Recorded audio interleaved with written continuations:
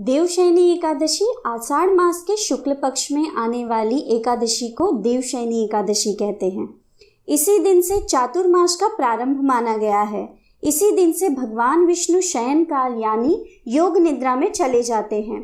इस दिन से पूरे मन से पूजा पाठ विधि पूर्वक करने से भक्तों की सभी मनोकामनाएं पूर्ण होती है और इस दिन एकादशी की कथा सुनने मात्र से मनुष्य को सभी पापों से मुक्ति मिल जाती है।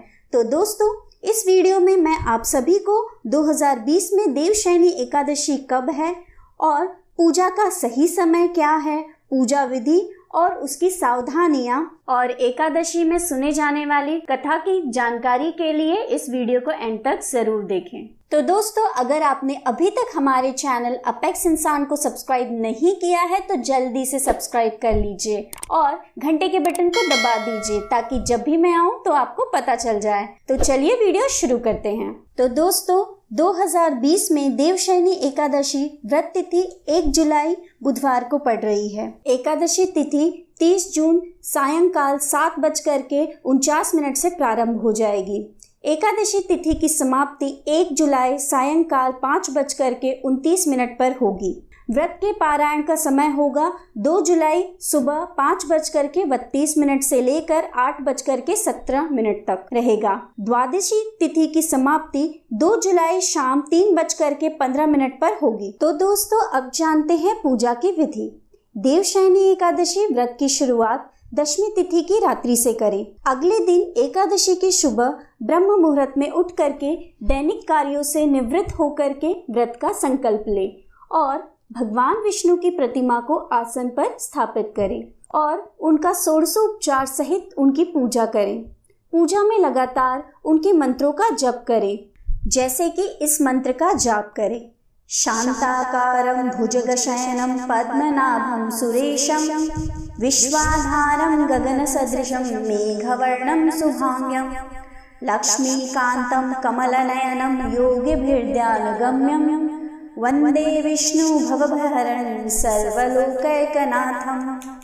और भगवान विष्णु को सर्वप्रथम पंचामृत से स्नान कराएं, तत्पश्चात धूप दीप जलाएं तथा पीले वस्त्र और पीले पुष्प भगवान को अर्पित करें और लड्डुओं का भोग लगाएं। अंत में व्रत की कथा सुने तथा प्रसाद को वितरित करें।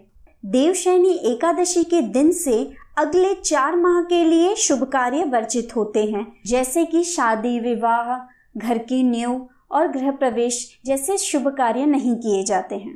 तो दोस्तों, अब जानते हैं व्रत के नियम और कुछ सावधानियां जो हमें एकादशी के दिन रखनी चाहिए।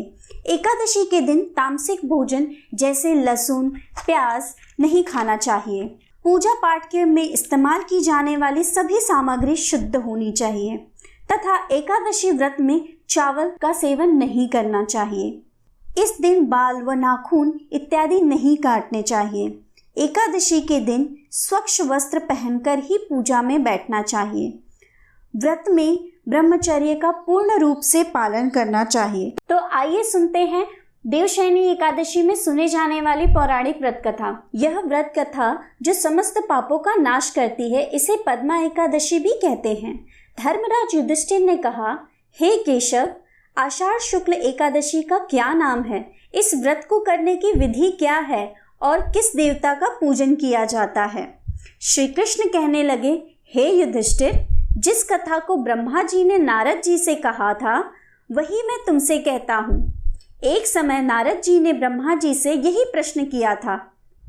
तब ब्रह्मा जी ने उत्तर दिया, हे नारद, तुमने कलयुगी जीवों के उद्धार के लिए बहुत ही उत्तम प्रश्न किया है, क्योंकि देवशयनी एकादशी का व्रत सब व्रतों में उत्तम व्रत है। इस व्रत के करने से समस्त पाप नष्ट हो जाते हैं और जो मनुष्य इस व्रत को नहीं करता वो नरकगामी होते हैं। इस व्रत को करने से भगवान विष्णु प्रसन्न होते हैं। इस एकादशी का नाम पद्मा भी है। अब मैं तुम्हें एक पौराणिक कथा कहता हूँ, तुम मन लगाकर सुनो। सूर्यवंश में माधता नामक एक चक्रवर्ती राजा हुआ जो सत्यवादी और महान प्रतापी था। वह अपनी प्रजा का पुत्र की भांति पालन किया करता था। उसकी सारी प्रजा धन धान्य से भरपूर और सुखी थी। उसके राज्य में कभी अकाल नहीं पड़ता था। एक समय उस राजा के राज्य में 3 वर्ष तक वर्षा नहीं हुई और अकाल पड़ गया। प्रजा अन्न की कमी के कारण अत्यंत दुखी हो गई। अन्न के ना होने से राज्य में यज्ञादि भी बंद हो गए। एक दिन प्रजा राजा के पास जाकर कहने लगी, हे राजा, सारी प्रजा त्राहि त्राहि पुकार रही है, क्योंकि समस्त विश्व में सृष्टि का कारण वर्षा ही तो है। वर्षा के अभाव से अकाल पड़ गया है और अकाल से प्रजा मर रही है। इसलिए हे राजन, कोई ऐसा उपाय बताओ जिससे प्रजा का कष्ट दूर हो।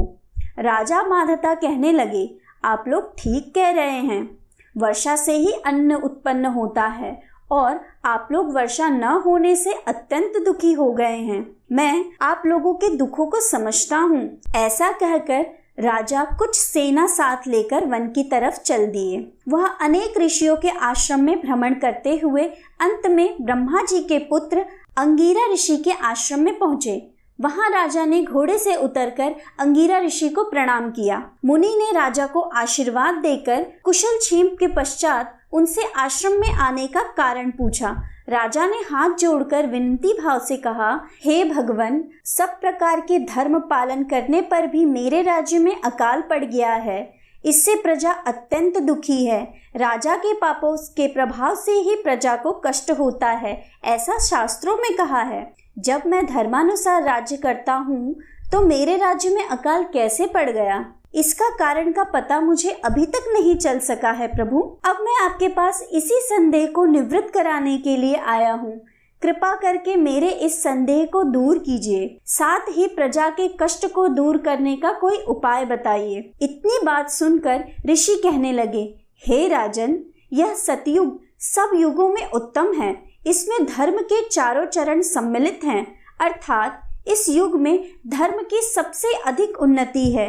लोग ब्रह्मा की उपासना करते हैं और केवल ब्राह्मणों को ही वेद पढ़ने का अधिकार है। ब्राह्मण ही तपस्या करने का अधिकार रख सकते हैं, परंतु आपके राज्य में एक शूद्र तपस्या कर रहा है। इसी दोष के कारण आपके राज्य में वर्षा नहीं हो रही है।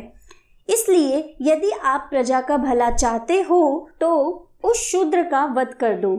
इस पर राजन कहने लगे, महाराज, मैं उस निरपराध तपस्या करने वाले शूद्र को किस तरह मार सकता हूँ? आप इस दोष से छूटने का कोई और उपाय बताएं। तब ऋषि कहने लगे, हे राजन, यदि तुम अन्य उपाय जानना चाहते हो तो सुनो। आषाढ़ मास के शुक्ल पक्ष की पद्मा एकादशी का विधि पूर्वक व्रत करो। व्रत के प्रभाव से तुम्हारे राज्य में वर्षा होगी और प्रजा सुख प्राप्त करेगी, क्योंकि एकादशी व्रत सब सिद्धियों को देने वाला है और समस्त उपद्रवों का नाश करने वाला है। इस एकादशी का व्रत तुम प्रजा, सेवक तथा मंत्रियों के सहित करो। मुनि के वचन को सुनकर राजा अपने नगर को वापस आए और उसने विधि पूर्वक पद्मा एकादशी का व्रत किया। उस व्रत के प्रभाव से वर्षा हुई और प्रजा को सुख पहुंचा। अतः इस मास की एकादशी का व्रत सब मनुष्यों को करना चाहिए। यह व्रत इस लोक में परलोक में मुक्ति को देने वाला है। इस कथा को पढ़ने और सुनने से मनुष्य के समस्त पापों का नाश हो जाता है। तो दोस्तों, देवशयनी एकादशी को हम सभी को विधि पूर्वक करनी चाहिए। तो दोस्तों, ये थी देवशयनी एकादशी की संपूर्ण जानकारी। तो आपको यह वीडियो कैसा लगा मुझे कमेंट में ज़रूर बताएं। अगर आप मेरे चैनल पर नए हैं तो चैनल को सब्सक्राइब करें और घंटे के बटन को दबा दें, ताकि मेरी कोई भी नई वीडियो आए तो उसका नोटिफिकेशन आपको मिल जाए। तब तक के लिए जय हिंद।